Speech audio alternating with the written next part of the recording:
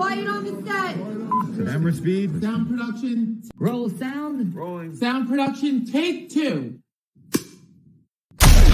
Welcome to the I Remember Liking That Movie podcast. Remember those childhood movies you loved? Now, we're going to watch them again and find out if they're still as amazing as you remember. Or, your father was right. You were an idiot, and everything you watched was stupid. So buckle up, movie aficionados. Over-the-top gore? Check. Over-embellished action? Check.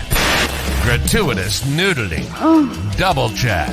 Storylines so absurd you could drive a semi-truck through those plot holes. Oh yeah, some of those movies didn't even know what a movie plot was. And that's the way we liked it. Now, here's your hosts, Anna Santos and Jimmy Coates.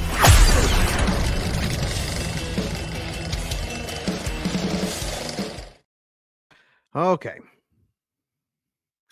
Welcome to the I Remember Liking That Movie podcast. Today we are going to talk about Major League. I'm actually very excited.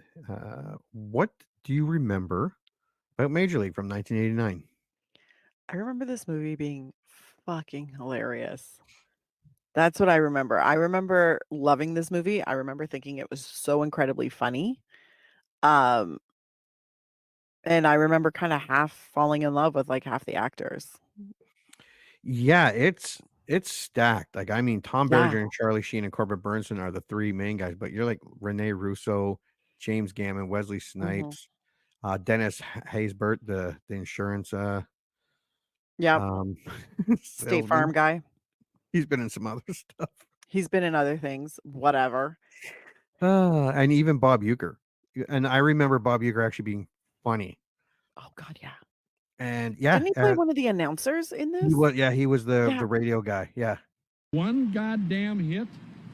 You can't say goddamn on the air. Don't worry, nobody's listening anyway. Like, I remember laughing a lot at this movie. And I watched this a lot with friends. This was just one of those movies that was a go-to. And it is an R-rated movie. We'll get to that. Mhm. But it was one of those where it does have a couple sequels. And it was one of those movies like Police Academy, Revenge of the Nerds, where the first one was rated R, made a lot of money, and then they made sequels, and it never went back to rated R again. Yeah. And none of them ever lived up to the original. I think I might have seen the but second one. I think I saw there's a third one, and the third one has Scott Bakula. Oh, I think I saw that but one too. Yeah, I don't remember those two a lot. I blocked those out of my brain. Yeah. This one I remember Wesley Snipes as always trying to steal the bases, Willie Mays Hayes. I remember the voodoo dude, the big Yeah, big that was guy.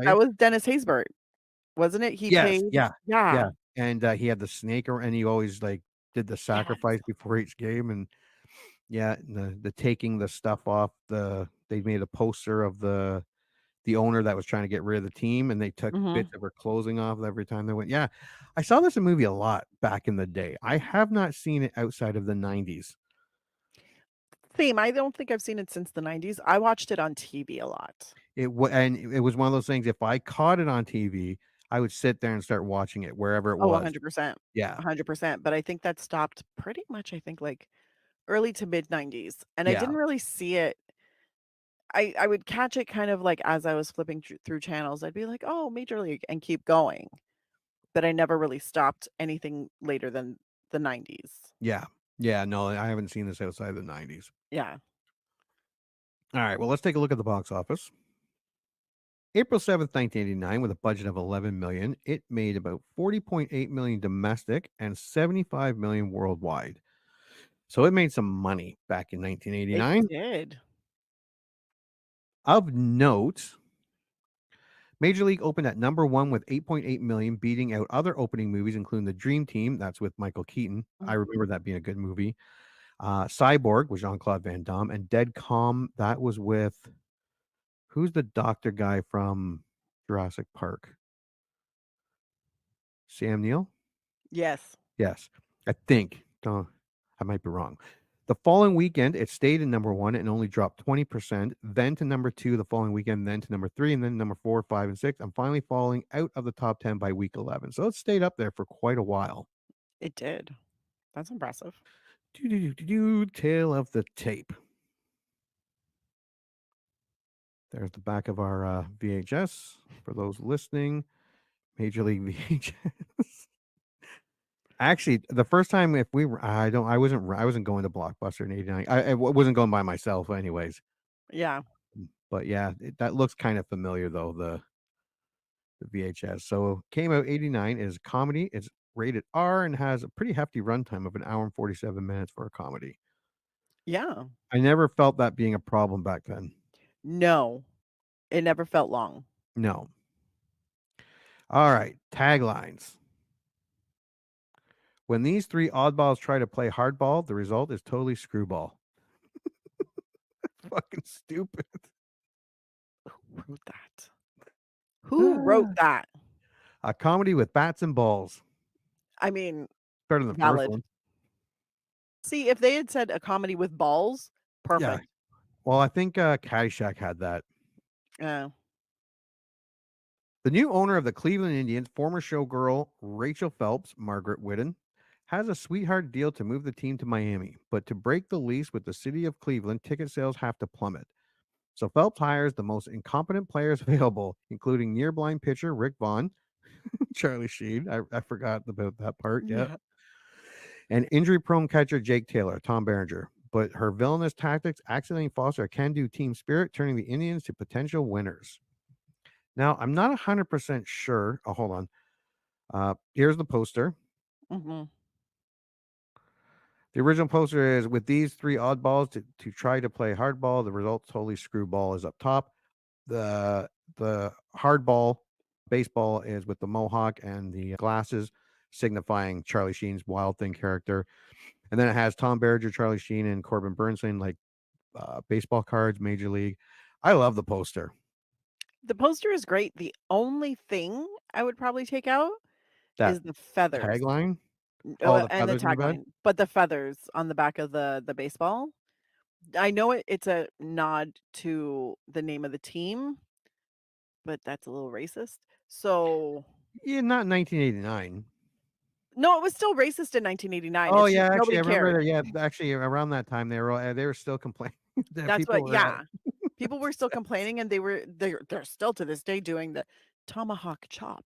Oh yeah, Yeah. and Cleveland Super. was like, go fuck yourself. Yeah, basically. We're gonna still do it. It's But terrible.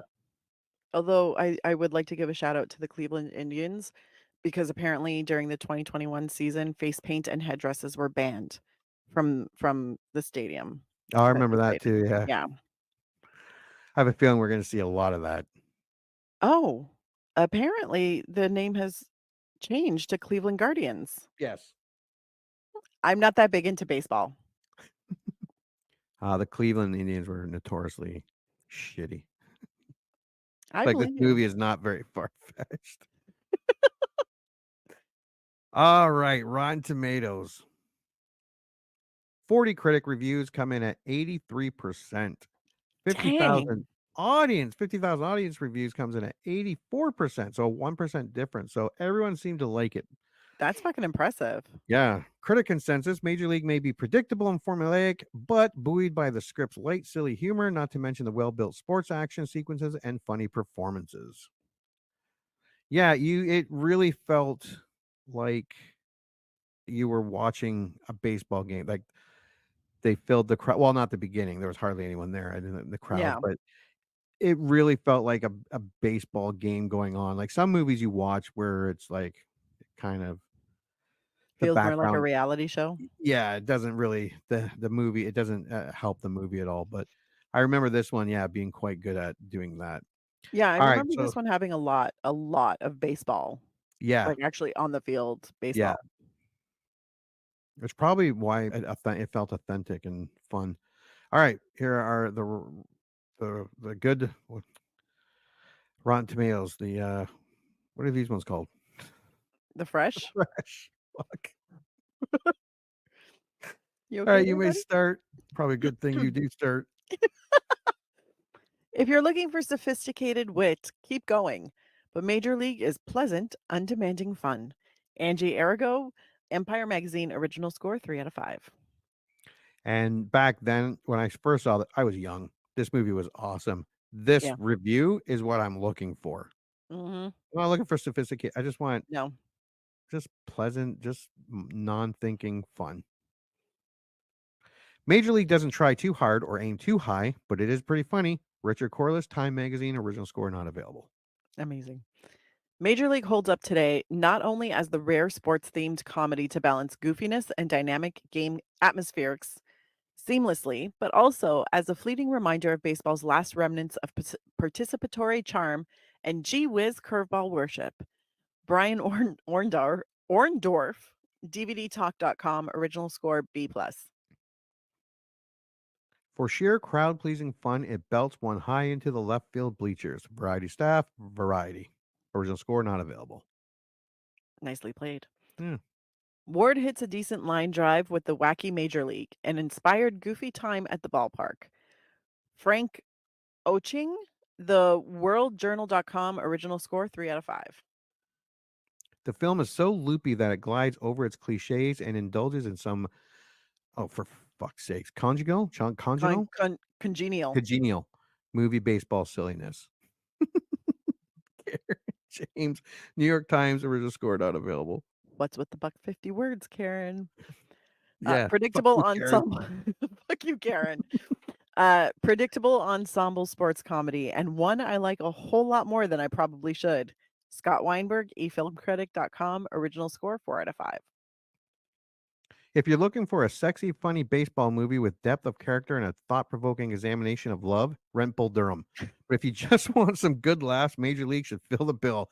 Chris Hicks, Desert News, original score 3 out of 4. I remember liking Bull Durham. I liked it too. Yeah. But yeah, I get what they're saying. It was Yeah. That's the deep baseball movie. All right, here are the rotten, and you may start. There wasn't a ton here, obviously, at 83%. It has its moments, but it also has long, slow stretches where you feel like standing up and wandering around, maybe going out to hunt up a beer. That's fine for baseball, but it's not the way movies are supposed to work. Elizabeth Mopen, Orlando Sentinel, original score not available. Slick predictability is about all it has in mind, down to the last trite freeze frame. Jonathan Rosenbaum, Chicago Reader, original score not available. Shamelessly formulaic. Hal Hinson, Washington Post, original score not available. Somebody should tell Ward that winning isn't everything, character is, and this is what his movie lacks. Carrie Rickey, Philadelphia Inquirer, original score 2 out of 4. And that was it. Interesting. Yeah, and this was weird too. You'll see when we get there. IMDb, the voice of reason, 77,000 user ratings, comes in at 7.2 out of 10. That's pretty high for a comedy. It is pretty high. Yeah. All right, you may start. What a comedy should be. 10 out of 10, Mad Jasta. Can baseball be any funnier? 9 out of 10, Super Base. One of the best sports comedy movies of all time. 8 out of 10, Brian 272. More fun than actual baseball. 7 out of 10, Damian Phelps. So predictable, but so much fun. 6 out of 10, No Skyline. Okay, an entertaining underdog wins story. 5 out of 10, Steve Horvath, 59515490534. It's asterisk because this was the only one out of 5 out of 10. It was only the only one there. Interesting. I had to pick it. There were no 4 out of 10s.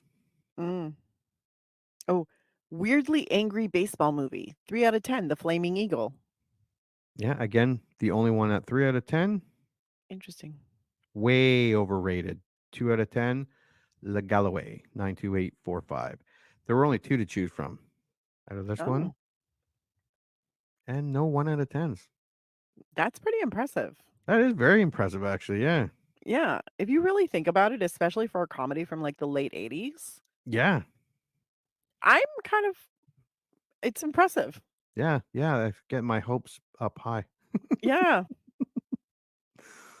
All right, we went over the movie, what we remembered, the box office, the reviews. Let us watch. This is a original movie trailer, meaning, and it's from a long time ago, so the sound might be off a bit. And it is TV. What is that? TV format? TV 4x3? format. 4x3. Yeah. All right, let's take a look.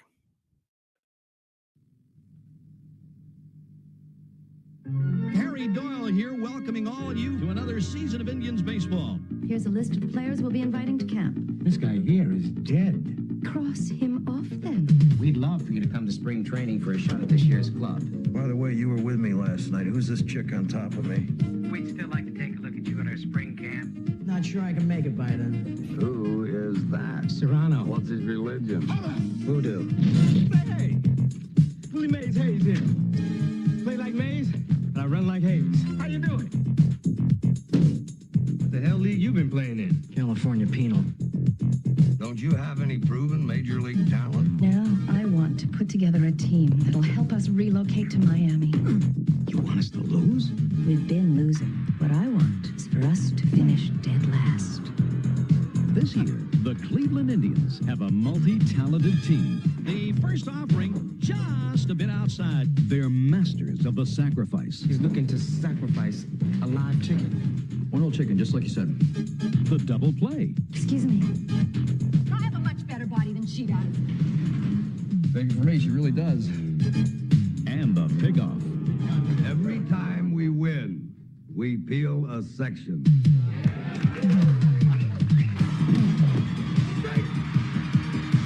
Tom Berenger. Zipper on your skirt stuck. Use your imagination.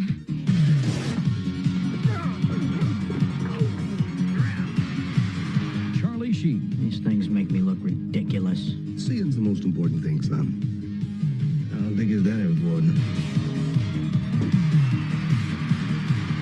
Corbin Bernsen.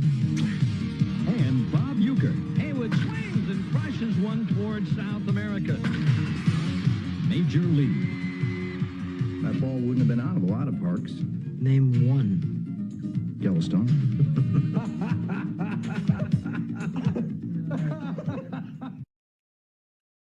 All right. What's your prediction? I think I'm still gonna like it. Yeah, I think I think remember it raunchier than it actually is. maybe, yeah. 'Cause when you go back sometimes that far, Yeah. yeah. But But yeah, I think I'm gonna like it. I love Wesley Snipes. He's so good. He is. Every character he can play like a goofy character, a lead character. Yeah, Mhm. he's great. I love Tom Berenger too. Oh God, yeah. Yeah. And Charlie Sheen, his tiger blood. Charlie Sheen has had his difficulties, and he's kind of a terrible person, but he's entertaining. He's entertaining and honest. Very honest. He's not trying to hide it. Sometimes you kind of want to be like, shh, it's okay. You don't have to say anything. Yeah, you don't have to tell us everything, dude. Yeah, we don't need to know. It's okay. All right. Well, we are looking forward to and going to go watch Major League, and then we're going to come back and we're going to review it. Let's all go to the lobby. Let's all go to the lobby. Let's all go to the lobby to get ourselves a treat. Delicious things to eat. The popcorn can't be beat. The sparkling drinks are just dandy. The chocolate bars and the candy. So let's all go to the lobby to get ourselves a treat. Let's all go to the lobby to get ourselves a treat. And now, on with the show.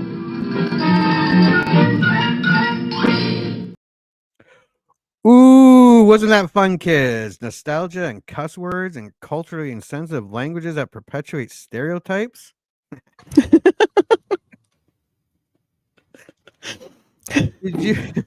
Did you watch 1989's Major League? I did. And your initial thoughts? It's still funny. Not as funny as I remember it being. Like, I remember it being like I remember laughing uproariously when I was younger. Right. Still super funny. Like, there were a lot of like, I laughed through a good chunk of this movie. I didn't really laugh during the big baseball, like, let's watch them win thing. So, but still, it was fantastic. But I have a plan for that part of the movie. But other than that, it was super entertaining. Oh, hold on. I'm just doing something here. Give me 1 That's it. You're second. fired. So sorry. Dun, dun, dun, dun, dun. Just got to give it permission to let me access some stuff here. Okay. Permission is good.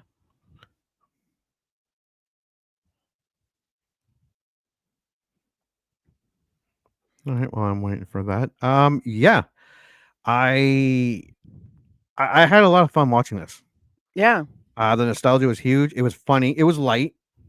Oh, very. It was still adult. A lot of the critics were right. It was a light comedy with some genuine funny moments. The spring training, the radio talking about the team, the everyday people from all over the city talking about the game, the fans in the seats, the great shots of them playing baseball made it seem a little more real, a little more authentic. It wasn't just our main characters that made the movie. It made me want to watch the other Major League movies, but it also made me want to watch Wesley Snipes movies like Wildcats with Woody Harrelson and Goldie Hawn, or New Jack City, Demolition Man. Made me want to watch more Tom Berenger, but he's not really into. He didn't do a whole lot of comedy. He's more of a drama guy. I forgot how attractive he was. Yeah, he's a good-looking dude. I was like, "Sir, you are a very big hottie." What? Yeah, Why did I not remember that? That's what I mean. He did a lot of dramas like Platoon. Well, I don't think Yeah. that was really hottie, and Shoot to Kill and Sniper. But I think he did. I don't know if they were romantic comedies, but he was really big in the dramas, like The Big Chill and stuff like that. Yeah. Definitely made me want to watch Charlie Sheen. Like, are you kidding? Like Wall Street, Hot Shots Part 2, Men at Work with Emilio Estevez. Oh yeah, I remember that movie. That. What's that? I remember that movie. Yeah, they played that a garbage. movie. Yeah, Garbage Men. Yeah, I remember movie, being friggin' funny. It's burned in my brain, and every time I bring it up to people, they're like, "I don't know that movie," and I'm like, "No, but the brothers, they were playing Garbage Men, and like best. No, you don't remember? Yeah, it wasn't a big movie, but I remember when I watched it, I remember it being really funny. Mm. Maybe that's one we should have on our list. We'll add it to the list. Yeah. The Chase with Christy Swanson. I do not remember that one. Oh no, Terminal Velocity, the skydiver one. The Rookie with Clint Eastwood. You don't remember that one I remember. Terminal Velocity, no, I don't think I watched it. The Wraith, although he was the driver of the car. The Wraith. No, Terminal Velocity was released the same year as Drop Zone with Wesley Snipes, competing skydiving movies.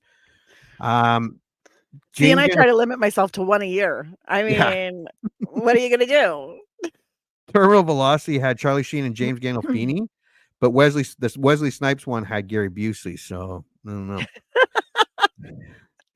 Corbin Bernsen wasn't really a huge leading man. He was more of a character actor, a big character actor, like L.A. Law.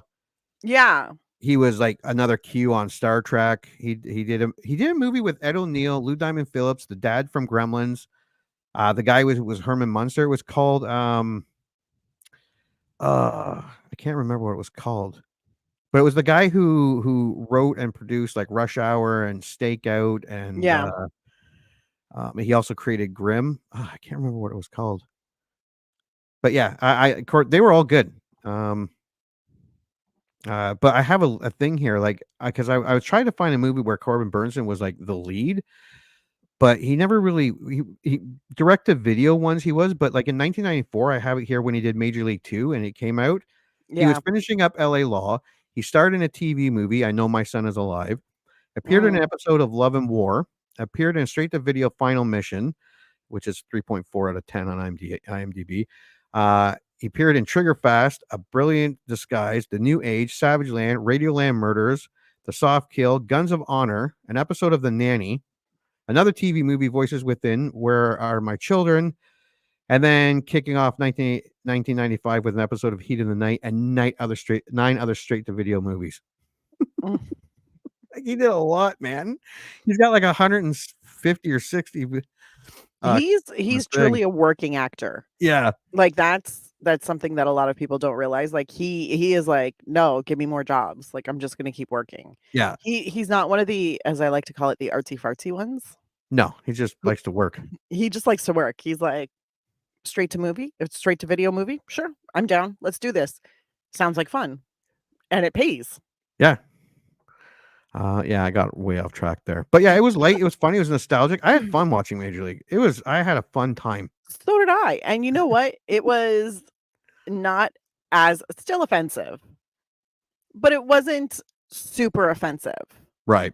Like, because if you're looking at it through the lens of 1989, all totally normal, like regular everyday conversation. If you're looking at it through the lens of 1989 and you happen to be an indigenous person, super racist. It was still racist back then, still racist now, but you can also understand a little bit like there was a huge ignorance and disrespect towards indigenous people. So the stuff that's offensive now, that as you're watching it, it's not hateful. It really does come from a place of ignorance. So there's a little, not necessarily, there's leeway. There's some leeway where you're like, okay. And they don't get to, like, their headdresses, they have drums, they do face paint. There are a few phrases that are said where I'm like, oh, that's not cool, buddy. And like, oh, I think it was like, oh, it's all the way off the reservation now. And I was like, oh, yeah, that's a little icky. And that was Cleveland, the Cleveland Indian. That was the hunting ground, was the field. Off the reservation was the home run. It was, and when you think, it was quite clever, if not racist. But it can be clever and racist. Like, yeah, and it fit that whole Cleveland Indians Chief Wahoo. They really played into the whole, we're Indians. Like they played into that. Yeah. But there was, when they were talking about that one, oh God, what, Hayden, the Yankees player. They reference him as like the biggest Indian killer of all of them. And I was like, oh, did you just say that? Well, I think even the animatronic, not the animatronic, the scoreboard, had the Indians smoking like the peace pipe, scalping. Yes, I was like, guys, and I understand, like 1989. Yeah, in 1989, like residential schools were still like actively open at that point.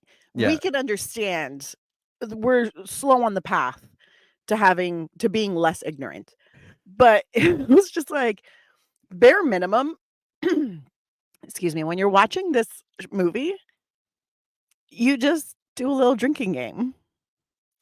Every time someone says something racist, you take a shot. Every time you see something racist, you take a sip of your cocktail or your beer. And by the end of it, the end of the hour and 47 minutes, you're going to be blitzed. It's the perfect pregame. Oh, yeah. Yep. Yeah. How to turn racism into a positive. How to turn it into a good time. Is it filled with racism? Yes. Can you get drunk? Sure. That's terrible. Let's not do that. All right. Let's go over the movie. The opening is fantastic. The Randy Newman Burn On, which is all about Cleveland. Mm-hmm. He's so dorky, Randy Newman, but his songs are so catchy. Yes. Like You Got a Friend in Me, Toy Story. Yo, there are full-grown adults running around singing that. And there are other full-grown adults being like, oh my God, I know that song. And that voice is so distinctive. Yep. Yeah, there's no mistaking who is singing that. Okay. Former Las Vegas showgirl Rachel Phelps inherits the struggling Cleveland Indians baseball team from her deceased husband. She reveals to her general manager, Charlie Donovan, that she intends to move the team to Miami by exploiting an escape clause in their contract with the city of Cleveland. If their season attendance falls below a certain number, she can terminate the lease and move the team. Mm-hmm. Mrs. Phelps strolls in, gives the board the new list of players she wants. This is where we get them saying they've never heard of half these guys. The one guy's like, this guy's dead. And she's like, cross him off then. Cross him Like, off the list. This does not bother me. Yeah. She plans to create the worst team in the major leagues, instructing team executives to fire the current players and replace them with rookies and veterans long past their prime. She starts by hiring Lou Brown, 30-year manager of the AAA Toledo Mudhens, who runs a tire store in the off-season. Lou is played by James Gammon. He was in Silver Bullet that we just did recently, and he's been in so many movies and TV episodes. If you see him, you know him. Yep. He's got a great voice, and he was great in this movie. He was so great. He was the quintessential, just gruff. Yeah. Unemotional, but he entertained because the little smirks, the little eyebrow raises. I was like, sir, you're enjoying this. Spring training begins in Tucson, Arizona, with Phelps' list of players likely to fail. Jake Taylor, a former all-star catcher with bad knees, that is our Tom Berenger, who wakes up to the invitation via phone call with a hangover and a half-naked woman laying on top of him. And chickens in the room. And chickens. He has no idea who the woman is. This is the first indication that Taylor is not a nice guy. Don't get me wrong, I love the character, but as we go along, he's not the good guy. When you look at the romantic side of this movie, he's really not. He's not a great guy at all. He's kind of a dick. But even as a play, he is not the mentor to the rest of the team. He is the, let me give you life is shit on a cracker. Yeah. Here's some Coke to swallow it down with. That's who he is. And I kind of appreciate it. But Renee Russo, her character, Lynn, fucking pissed me off in this movie. I'm like, girl, have some self-respect. Just a little bit. We'll get into that, though. And the 80s and 90s, actually, this formula worked or was used in a lot of movies. And now, I don't know if we're older, smarter. You're just like, damn, you guys are stupid. Right? Ugh. Third baseman, Roger Dorn, a prima donna, more concerned with his financial portfolio than playing good baseball. Corbin Bernsen, which we established is great. Aging starting pitcher, Eddie Harris, who has resorted to doctoring the baseball. Chelsea Ross, another great character actor who's been in a bunch of stuff. Yep. Outfielder, Pedro Serrano, a voodoo practicing power slugger who has trouble hitting breaking balls, played by Dennis Haysbert. Yep. And I love him. I love him so much. And this was a departure from his usual, or at least what I remember him for. I remember him from The Unit, 24, insurance commercials. There's a lot of action in his resume. There's a lot of drama. Not a lot of comedies. But he's good. So good. Yeah. I love his Spanish is brutal, but I love it wasn't him. even consistent. No. The accent wasn't even consistent throughout the movie at all. But you know what? He's got such great screen presence. I forgive him. Oh yeah, I forgive him. Yeah. And speedy outfielder Willie Mays Hayes, who can steal bases but can't hit. Wesley Snipes, probably I would vote the funniest character in the movie. Yes. Yeah. He was awesome. On his own, funniest. Yeah. He just needs one person to ask him a question and he's good. He can just bounce off of that. And I really liked his character. Yeah, his character great. Was adorable. And rookie pitcher Ricky Vaughn, an ex-con who has a 100-mile-per-hour fastball but no control, earning him the nickname Wild Thing. And I forgot how much. I didn't forget how much I love Charlie Sheen. He's a fucking wackadoo. But my childhood, I forgot how much Charlie Sheen is part of my childhood movie watching. So much. He is, and he is actually a really, really good actor. Yeah. He's kind of fallen off a little bit in recent years, but it's such a good actor, so talented. Yeah. I wish he hadn't done the drugs. I wish he hadn't, because honestly, I think he definitely could have made such a name. He could have been famous as opposed to infamous. Yeah. And that makes me a little bit sad, but so talented. And he was so young in this. Oh yeah, so young. And then, but he before Major League, he had done Platoon, he had done Wall Street. Like Yeah. He's an established actor at Oh this yeah, point. yeah. Like, and he's been working since he was a kid. So good. So Wikipedia skips over spring training, so I just made a couple of notes. Spring training was great. I love Like spring training. Willie Mays Hayes showing up uninvited. That's the guy who was it, and they pull off his bunk bed That was and move it awesome. outside. He's like, "Am I cut already?" And then he just beats everybody in that foot race In the barefoot in race his when they're doing PJs. the timed racing. Yeah. Dorn complaining he doesn't have to do anything that might damage his looks or hurt his mobility, and Lou taking his contract, throwing it on the ground and pissing on it. That was kind of great. Also because Lou was looking at Dorn while he was doing Right in the eyes. Just right in the eyes. didn't break eye contact, didn't even blink. He's like, this is what I think of your contract. Cool. Dorn played a great asshole.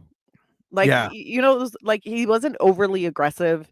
No. And he was just that douchebag Yeah, that you just have that. to work with. And you're just Yeah. like, can we get rid And of he him plays already? it great. He has that look too. Yes. And he used that for LA Law because that's Yeah. I never followed it, but I remember seeing a few episodes, and I remember him being that that smarmy Yes. douchey character.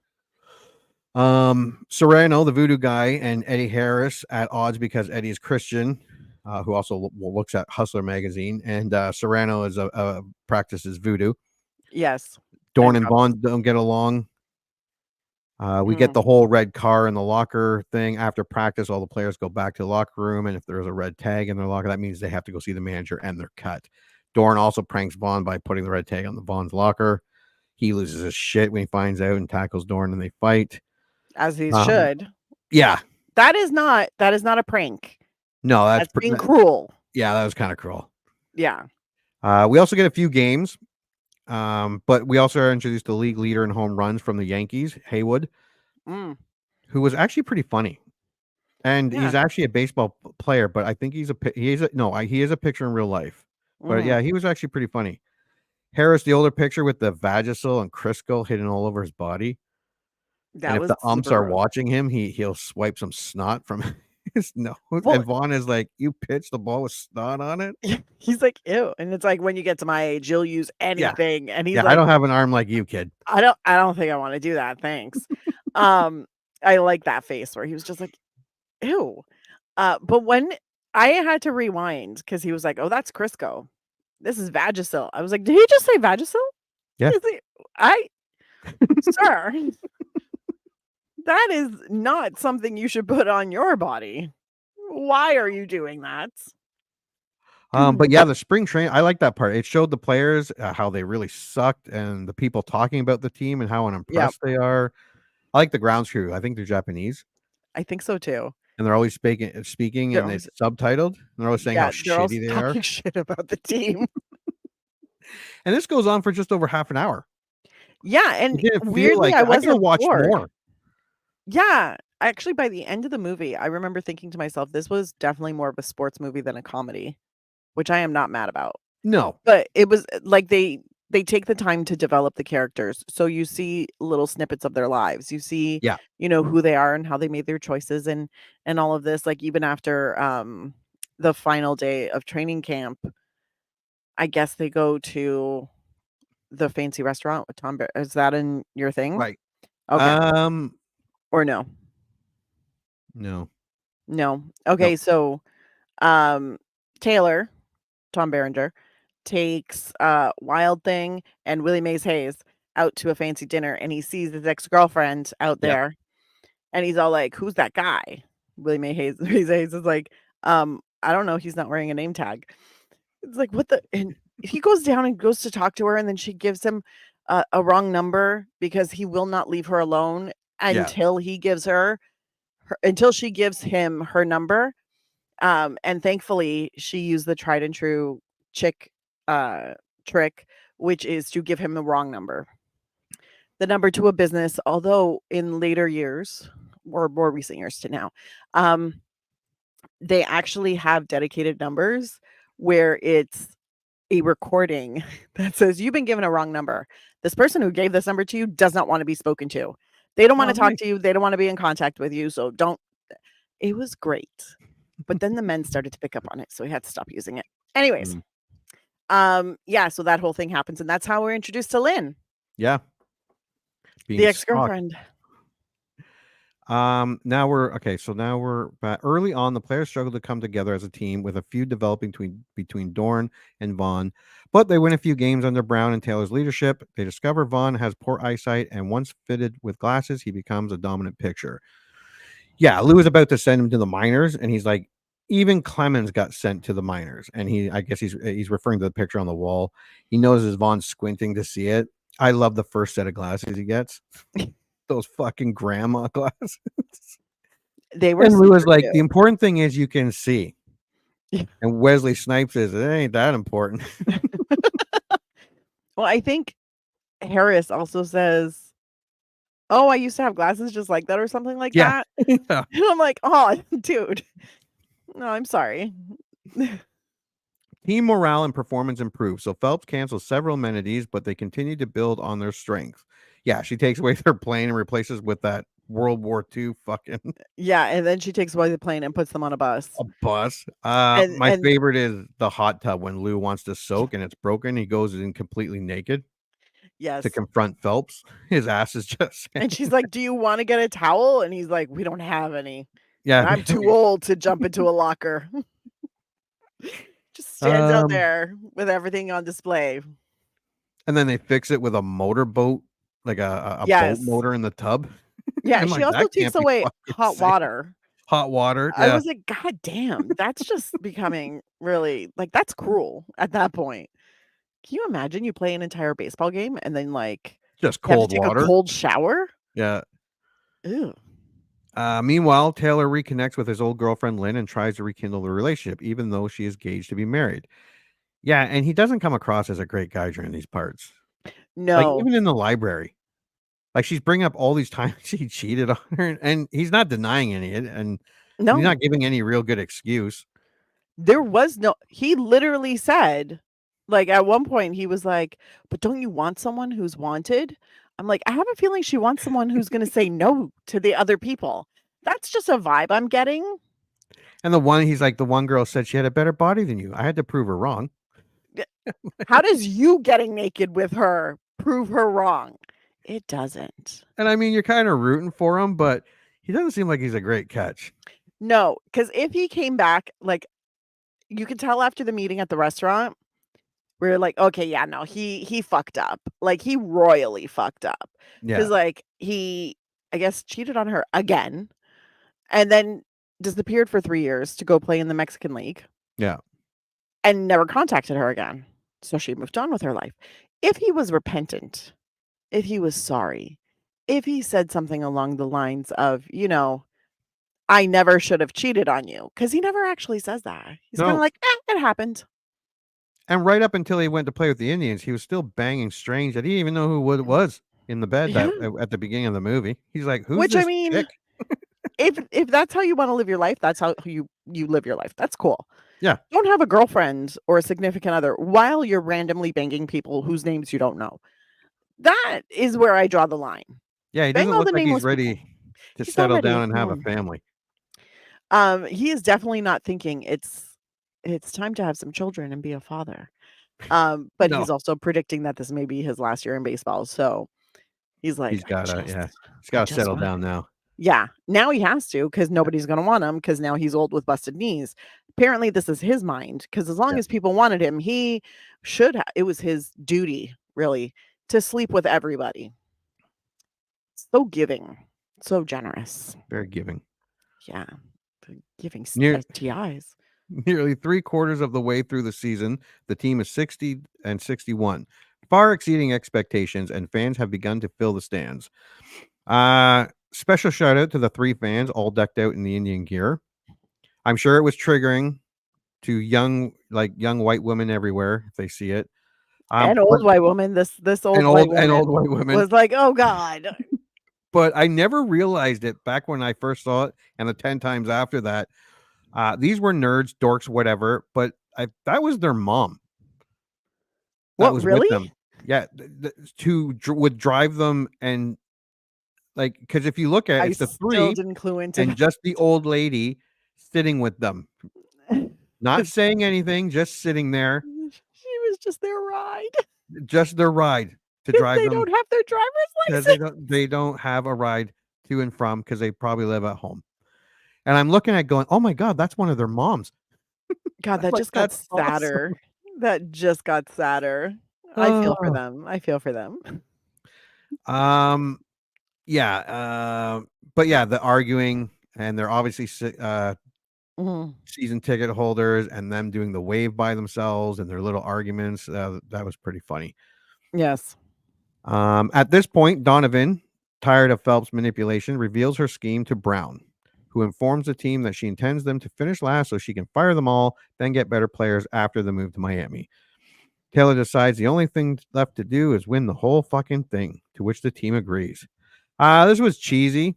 Not as cheesy 100%. when I saw it in '89 or the '90s, but yeah, it was pretty cheesy. But it was like an understated cheesy Yeah. where it's just like, well, you know what we got to do. And I was like, yes, yes, now it's time for the rousing speech. I forgot it wasn't a rousing speech. It was just No. win the whole fucking thing. Win the whole And fucking thing. everybody's like, yeah, man, done. And I'm like, oh, fuck yeah. There That's was no almost like locker room action tea. movie territory.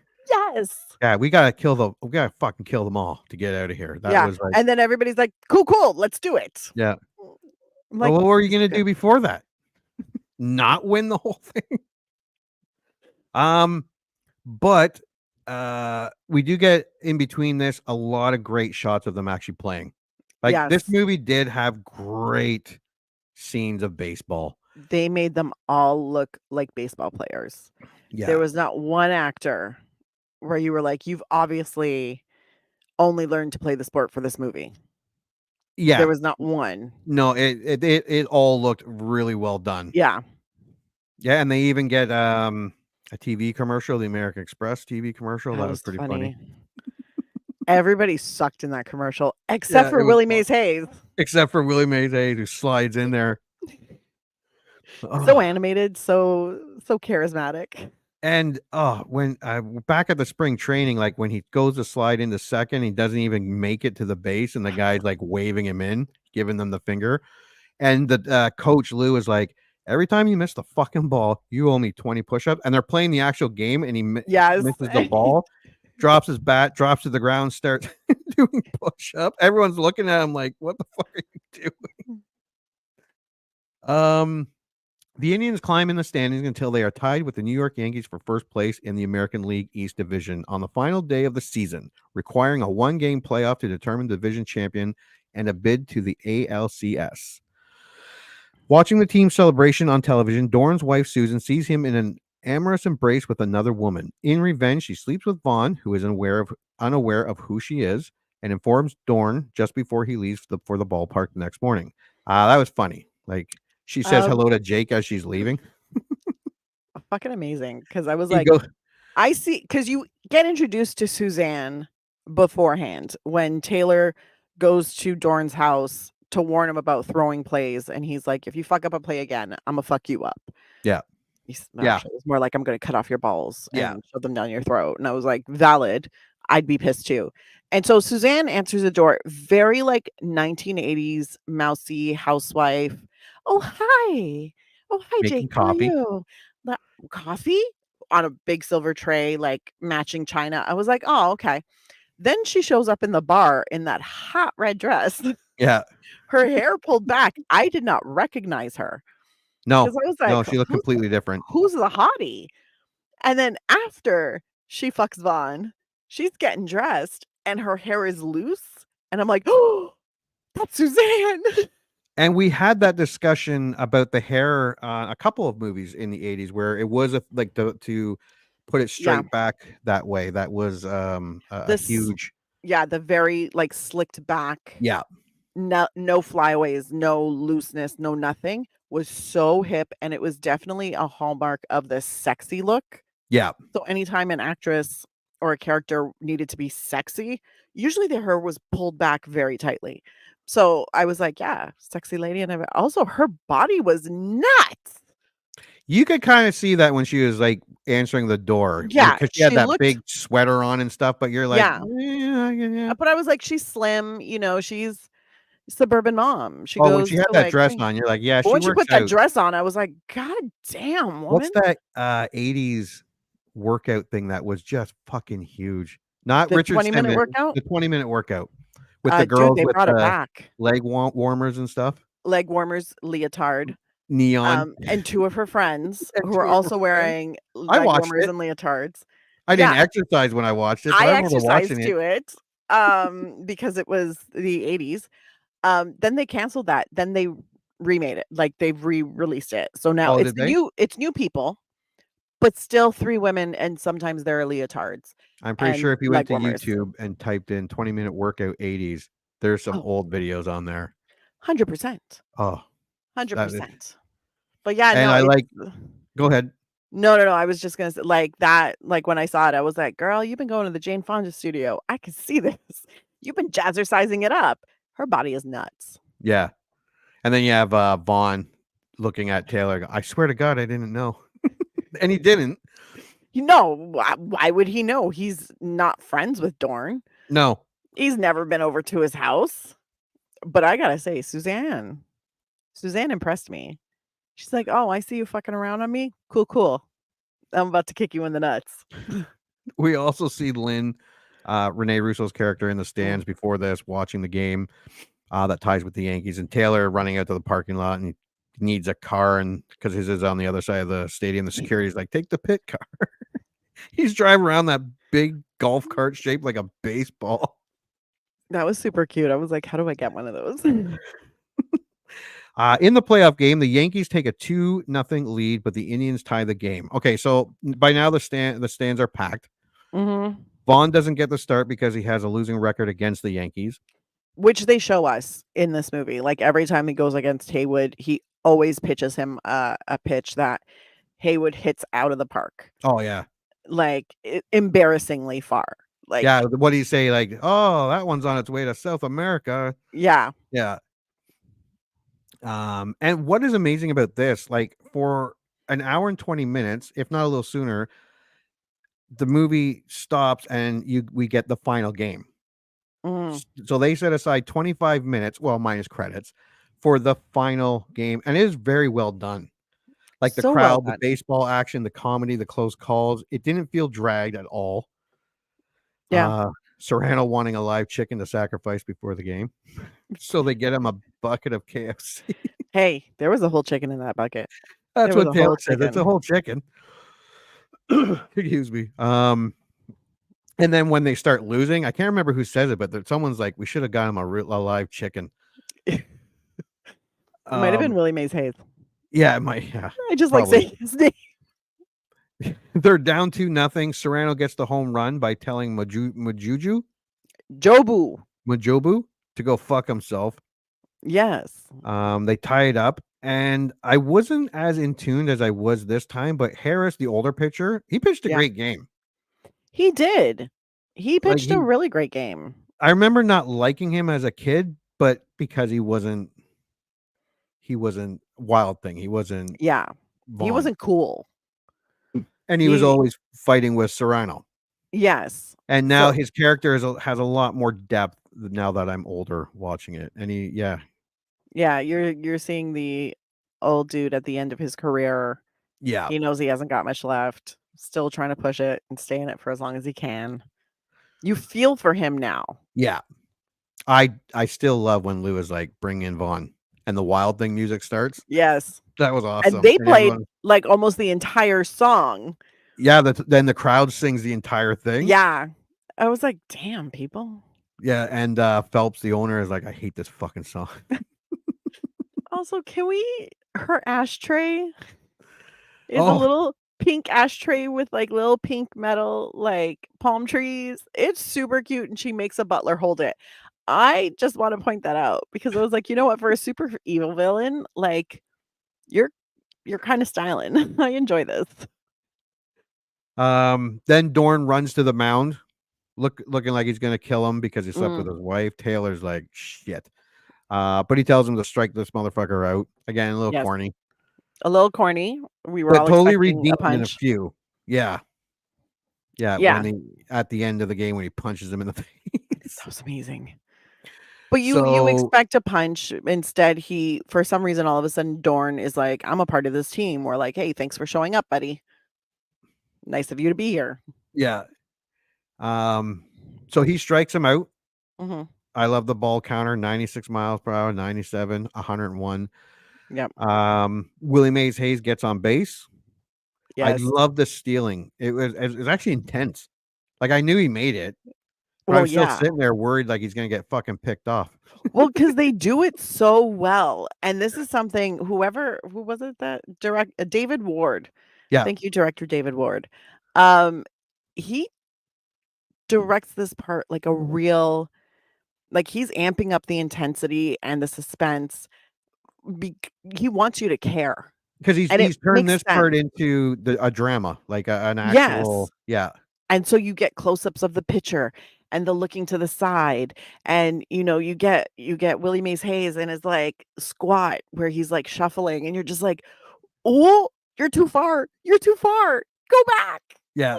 It becomes like a weird thing that you're just like, is he gonna make? I'm like, I know he makes it, but is he gonna make it? Yeah, exactly. Yeah. The Duke Taylor comes to the mound and he points his shot. Yes. The Duke gives him some chin music. Taylor points again. Great cheesy sports moment. Cuts to all the fans in the bar. Did you notice the one guy, the construction worker, who is the dad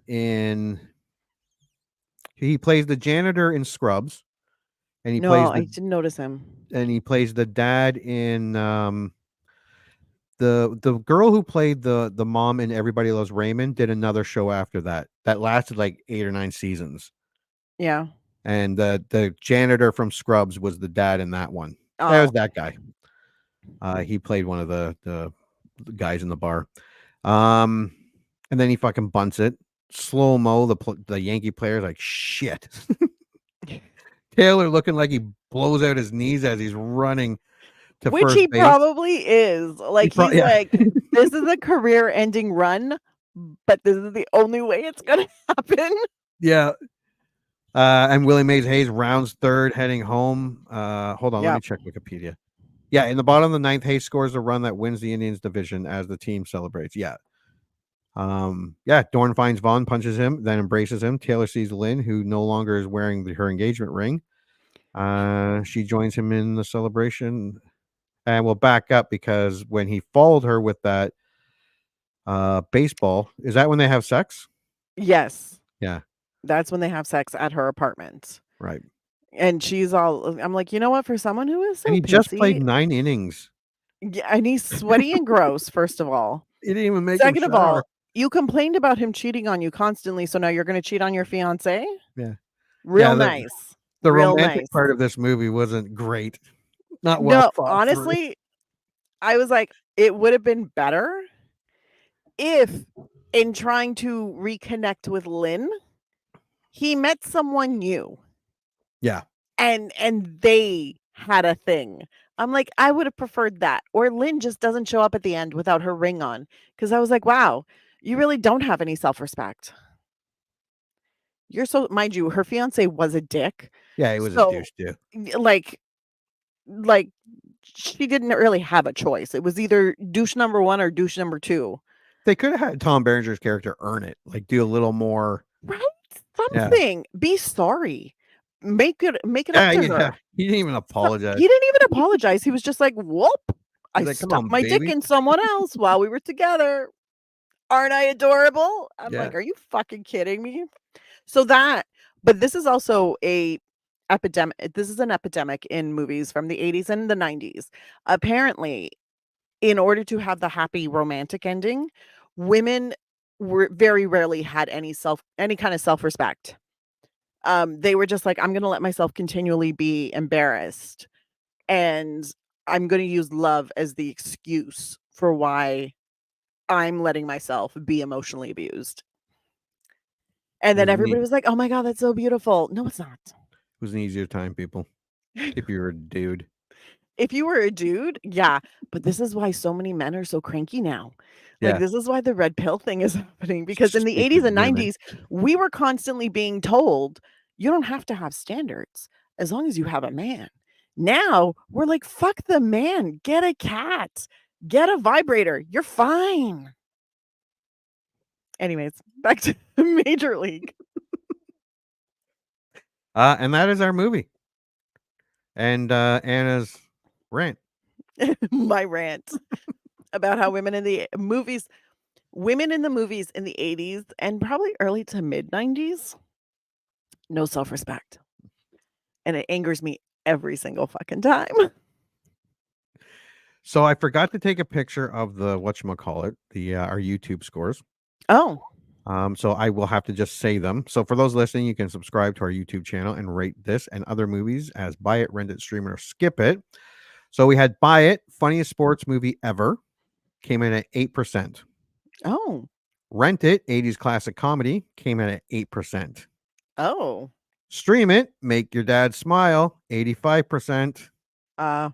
Skip It, washed up 80s tripe, actually got 0. No one said skip it.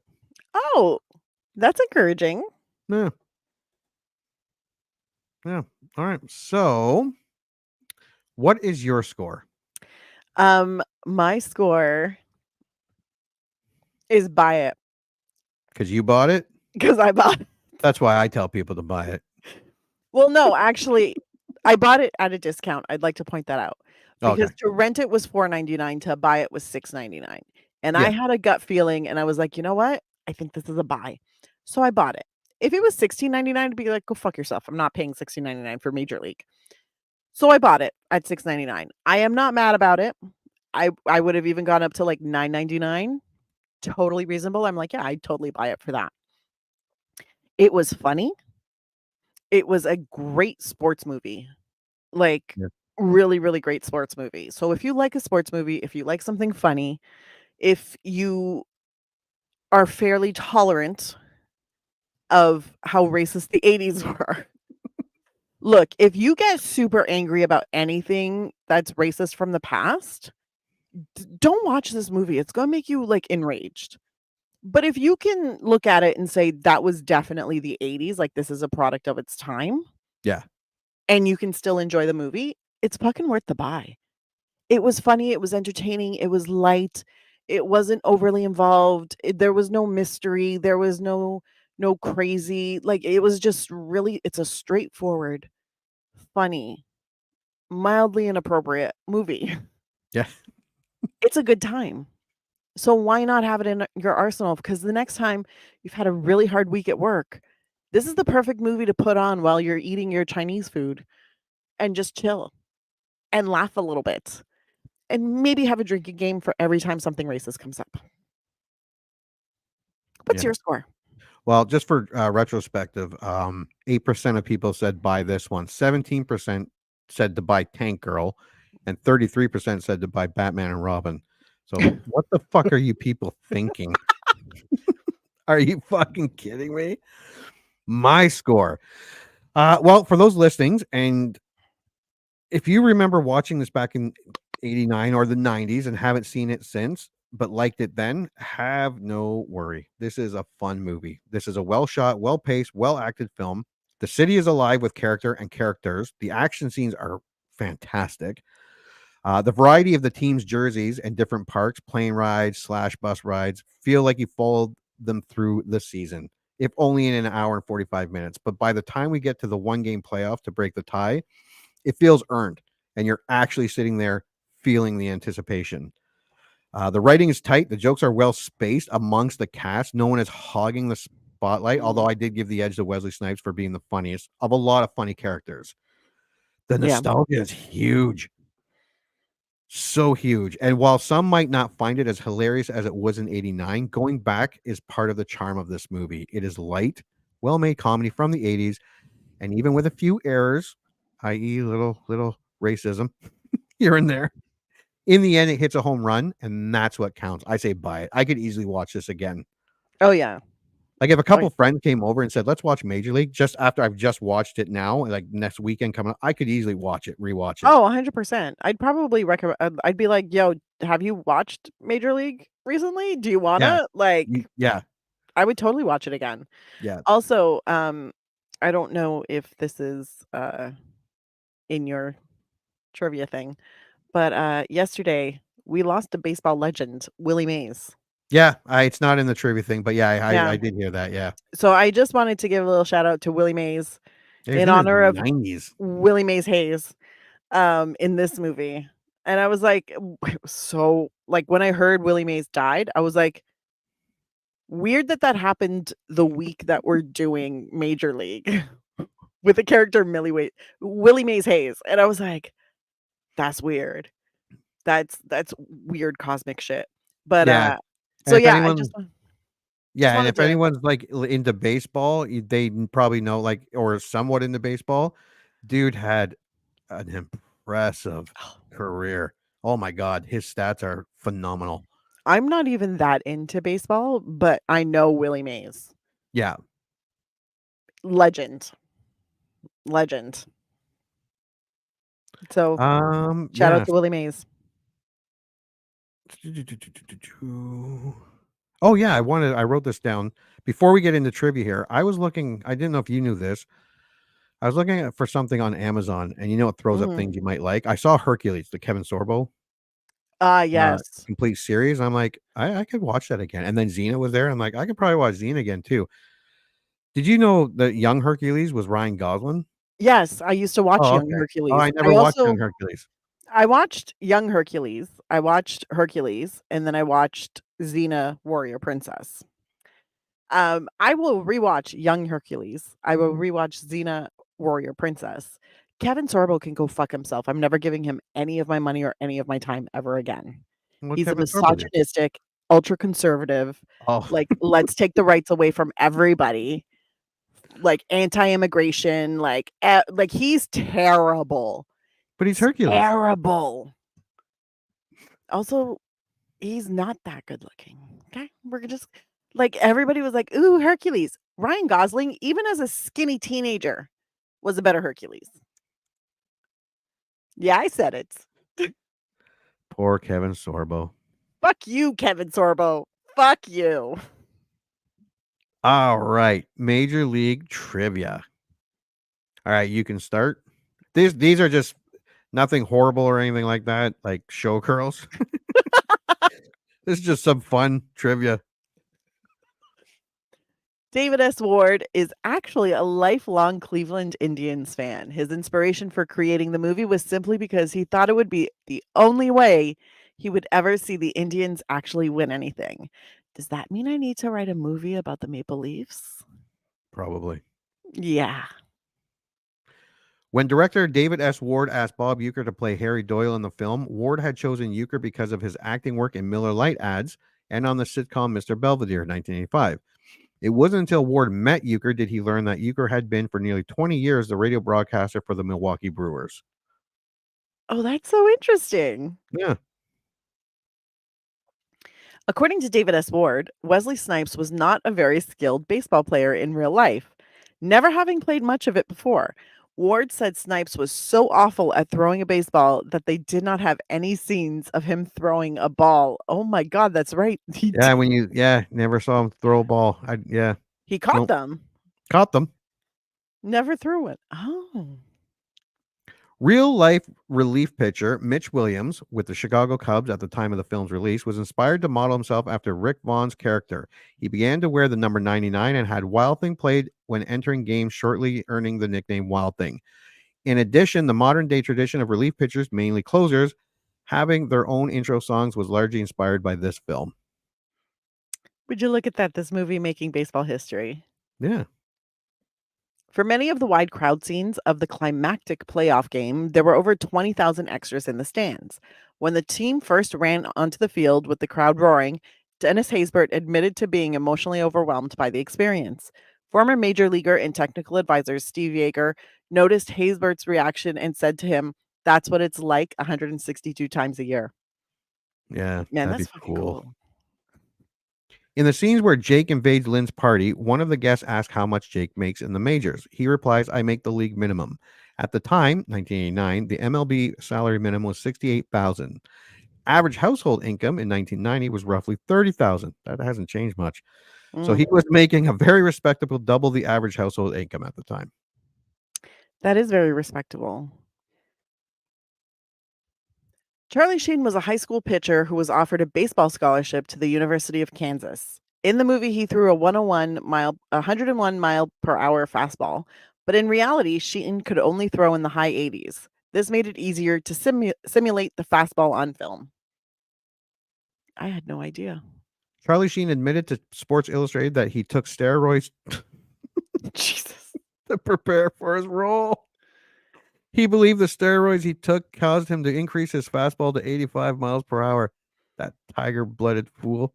He didn't actually have to throw a fast, like it didn't need to be faster than everybody else's. He's a method actor. Just pumped himself full of steroids. Well, I mean, that was probably not the only drug he was on. No.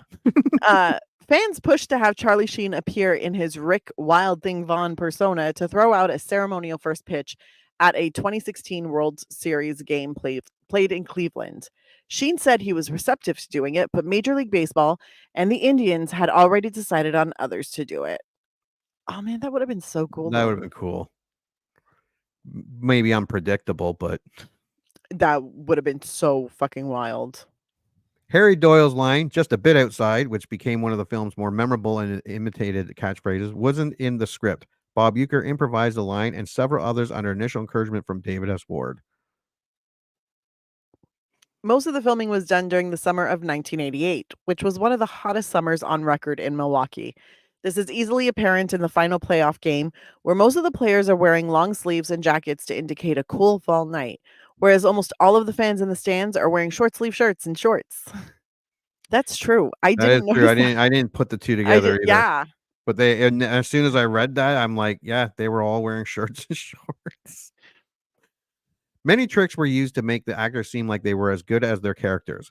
For example, the pitching mound in a real baseball stadium is 60.6 feet away from the home plate. But to give the impression that Charlie Sheen's 85 mile per hour fastball was traveling 100 miles per hour, they moved the mound up 10 feet and shot from behind the plate so the viewer wouldn't notice the distance difference. Also, all Wesley Snipes running scenes are shown in slow motion to give the impression that he is running faster than he actually is. They did a great job. Yeah. Dennis Haysbert, who played Pedro Serrano, actually hit multiple home runs on camera while filming Major League. In the final game, when Haysbert hit his final home run, he was so excited he forgot to drop the bat and ran the bases with it, despite that not being in the script. That was my favorite part. Like, he holds that bat, and he's like, yeah, man, this guy did it. Yeah. In the commercial for the movie when it was in theaters, there was a scene in which Ricky Vaughn, Jake Taylor, and Willie Hayes are in the restaurant, and they are discussing a home run Ricky gave up to a batter. Jake says to Ricky, "That ball wouldn't have gone out of a lot of parks." Ricky says, "Name one." Jake pauses and says, "Yellowstone." This scene was omitted from the theatrical release, but was written into the script of Major League 2. But it was in the one that I watched today. I don't think it was in the, we watched it. It was in the trailer. I don't think it was in the movie. Now I'm gonna rewatch the movie. I'm gonna have to go I'm back like, too. do I remember it from the trailer or do I remember it from the movie? Yeah. I'm gonna go back and look too. Yeah. It's gonna drive me nuts. In a couple of press box scenes, Harry Doyle is shown with cups bearing the Miller Lite beer logo. During the 1980s, Bob Uecker, who played Doyle, appeared in several commercials for Miller Lite. The film depicted a sparse crowd for opening day. Even though the Cleveland Indians routinely drew sparse crowds during their lean years, they generally would have sellouts or near sellouts for season or home openers. That's because season or home openers, there's still a lot of hope. Oh, yeah. Yeah. Then you watch them and you're like, oh, fuck this. Fuck. Yeah. At the start of the pennant race montage, Willie Hayes is shown with 16 pairs of gloves nailed on his bedroom wall, indicating he had stolen 16 bases in the first 101 games. At the end of the montage, he has at least 78 pairs on the wall, having stolen 62 additional bases in less than 60 games. The goal of the owner in this film is to move the team to Miami. Just 4 years after its release, Miami was awarded an expansion team that would go on to win the World Series after just 5 seasons in 1997. Ironically, they beat a heavily favored Cleveland team. Man, fuck you, Miami. Charlie Sheen had previously played real-life Major League Baseball player Oscar Happy Felsch in the film 8 Men Out. What the? Oh. Dennis Haysbert would later play the part of a fictional pro baseball player in the film Mr. Baseball, as would Wesley Snipes in The Fan. James Gammon was also featured as a fictional Cleveland Indians manager on the 1990s TV series Homefront. There you go. Wow. The plane that the Cleveland Indians get stuck with is a Douglas DC-3, first flown in the 1930s. Wow. Most notably, Clu Haywood and the Duke are in major violation of the New York Yankees appearance and dress code policy. Haywood and Duke both have long hair, while Haywood has a goatee. And that is our trivia. Is there anything else you'd like to add to Major League? No, I don't think so. Other than I'm probably going to watch Major League 2.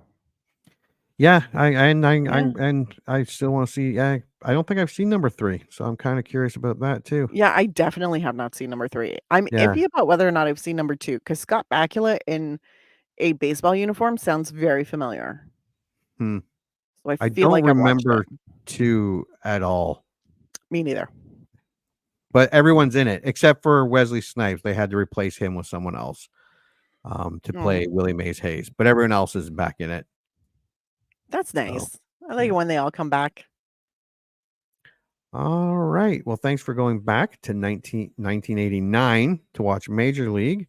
We hope you actually do go out, at least if you can find it streaming. I don't think you can rent it. But yeah, it's worth a buy. Yeah. Yep. All right.